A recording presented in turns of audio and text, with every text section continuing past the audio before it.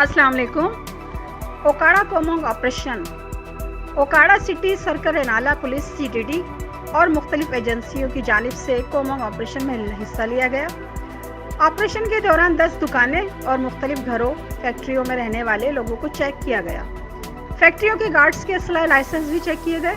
Operation के दौरान 35 लोगों के शनाख्ती कार्ड्स और वाइफ को भी चेक किए गए। 3 मुश्तबा अफराद को हिरासत में लेकर थाना सिटी मुंतकिल कर दिया गया, जहां पूछगछ के बाद इनको छोड़ दिया गया। रिपोर्ट आमिर तालिब, ओकाड़ा मिशन न्यूज़।